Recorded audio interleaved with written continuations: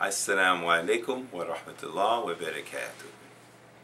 My name is Mu'allim Abdul Alim Al-Amin, and these are conversations on civilization. As Muslims, we have a responsibility as people who are lovers of peace. I'll try and use as many English terms as I can. We seek to have a peaceful environment on the earth. And in order to establish that, we have a simple set of practices that we live by. From Prophet Muhammad sallallahu alaihi wasallam, the last prophet to this world. In the name of Allah, the Beneficent, the Most Merciful, we seek to share with our brothers and sisters who have a few minutes to listen a few of the very important, very critical practices of Islam. There are 5 simple practices that lead to the creation of a quality community. And I want to stress now in this talk that quality community. We talked about the principles of Islam, the belief in one God, right? We share that with people who call themselves Christians and Jews. We talked about the idea of salat and how salat and zakat are paired in the Quran. They're paired together, salat and zakat, right? Iqama salat wa ata zakat. Iqama means establish, set up regular prayer.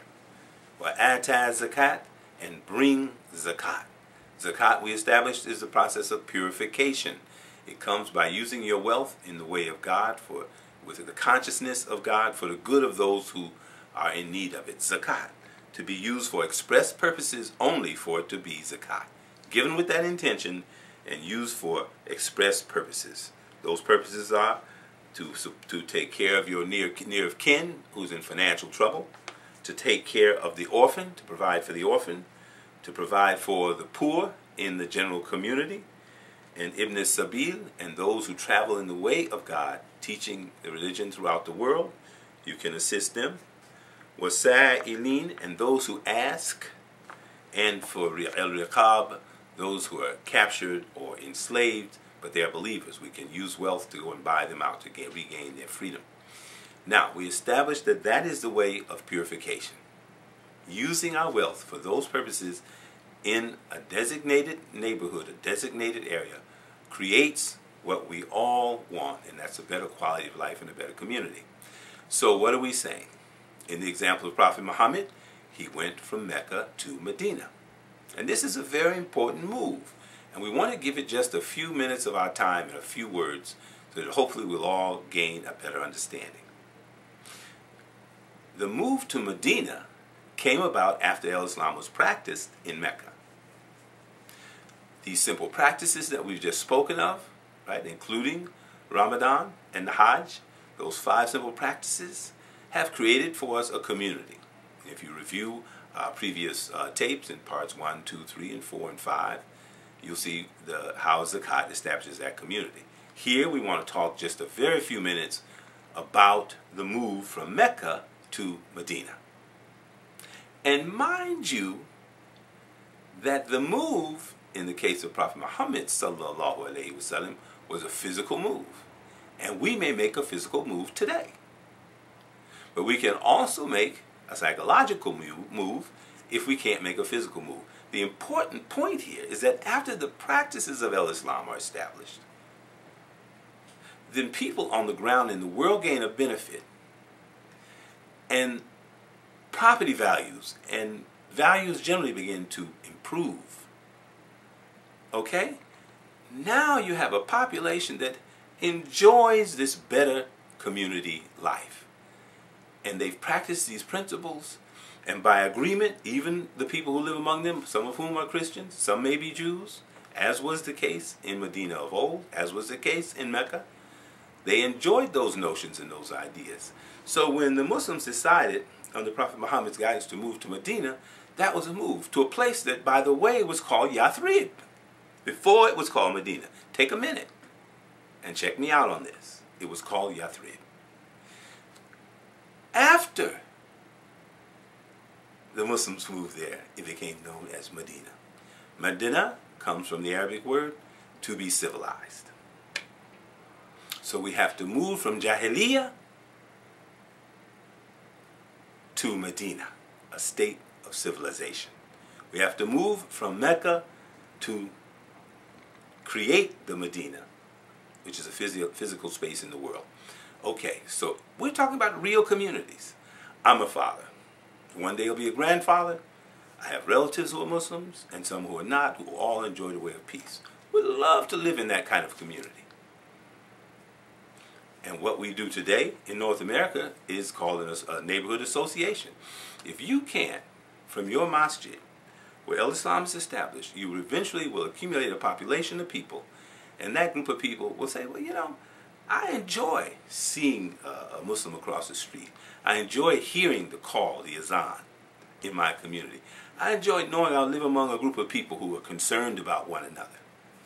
Remember, we created this state in ourselves and in our community, and now we're inclined to it. We prefer it to the period of Jahiliyyah, to having neighbors who drink and smoke and curse in the street and argue and fight in the public domain.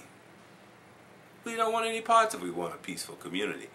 And the way peaceful communities are created is people buy a piece of real estate outside of your city, 30, 40 miles out, 45 minutes, an hour out, so that you can buy enough land for your community of people and create that neighborhood.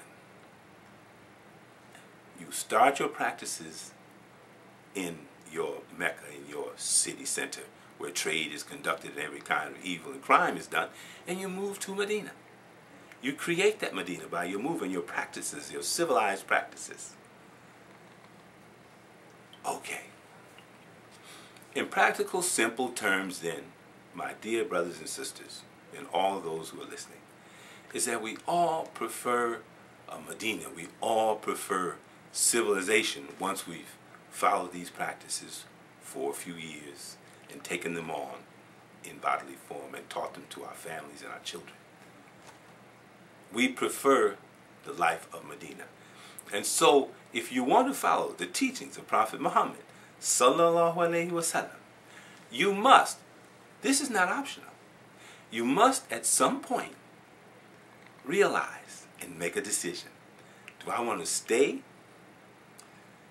in Detroit City, or would we rather move out of the middle of the city into a piece of land in the countryside and cultivate it and develop it?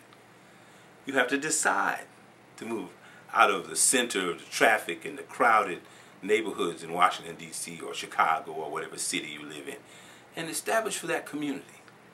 Not all at once. You purchase some land, you cultivate it, you develop it, and you try and pick a county or a district that's agreeable to the principles that you seek to live by.